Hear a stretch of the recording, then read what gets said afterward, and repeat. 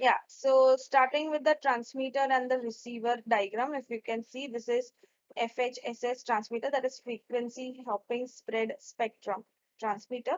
This is the receiver.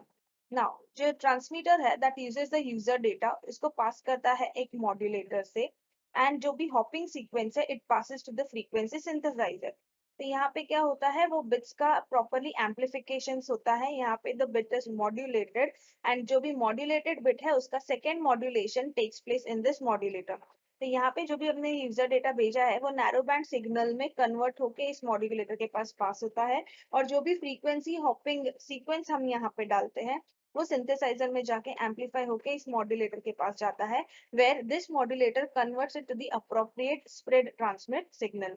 यानी वो ये दोनों का इनपुट मिला के इट मेक्स श्योर कि वो स्प्रेड सिग्नल प्रॉपरली फ्रीक्वेंसीज पे जाए और रिसीविंग एंड पे प्रॉपरली पहुंचे. So this is the work of the frequency hopping transmitter. Next, we see what is the receiver. At the receiving end, we receive a signal, we pass it to the demodulator. Demodulator again converts it to the narrowband signal. Then it is again passed to second demodulation so that the original data is received in the proper format. Now, if you see, यहाँ पे दो बार modulation होता है, encrypted form में होता है, spread signals में convert होता है. सिमिलरली यहाँ पे दो बार डीमॉड्यूलेशन होगा सो दैट ओरिजिनल डेटा जो हमने जिस फॉर्मेट में यहाँ पे भेजा था उसी फॉर्मेट में यहाँ पे रिसीव होना चाहिए इसके लिए. So this is how the frequency hopping transmitter and receiver works. There is a distinguish given, so important है exam point of view से, you might have in your MCQs as well, so please go through it.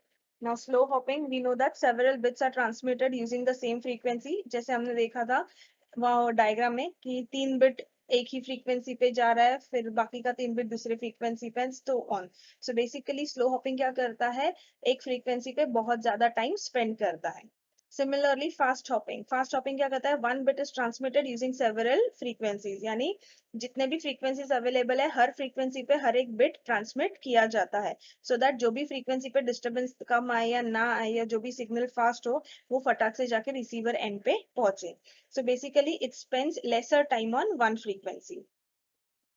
Provides lesser resistance to narrowband interferences. ये हमने देखा था कि इसमें जो disturbances है, जो noise है, induce होने का chances ज्यादा होता है.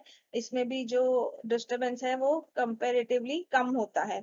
इसमें signal fading होने का chances ज्यादा होता है, इसमें signal fading का chances कम होता है. Why? Because it is spending too much time and it is spending lesser time in a given frequency.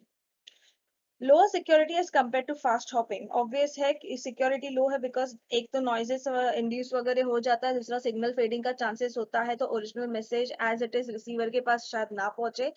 यहाँ पे more secure since 1 bit is transmitted using several different frequencies. इसमें क्या है, एक ही frequency use करके हम वो 1 बिट डेटा पास करते हैं. इसमें हम जितना अवेलेबल है सारे अवेलेबल फ्रीक्वेंसीज यूज करके हम 1 सिंगल बिट पास करते हैं, so that suppose let's say we have 5 frequencies f1, f2, f3 and f5. What the slow hopping will do, it will select f2 as one frequency and it will transmit that 3-bit data on f2 only.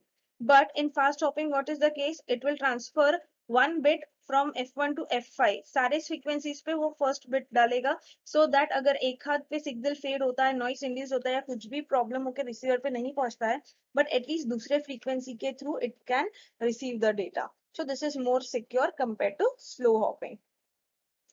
Less complex to implement as compared to fast hopping. Obviously इसमें ज्यादा कुछ है नहीं, inputs उसमें problems नहीं होता है because of its simpler structure. So it is very simple to implement. This is more complex as it has to hop quickly from one frequency to another. Plus it also has to make sure that the transmitter and receivers are in sync. So this was the differentiation. Next is the differentiation between DSSS and FHSS. So just go through this. जो हमने देखा है उसी के related points है. If any doubts, please let me know. So basically this covers your first chapter.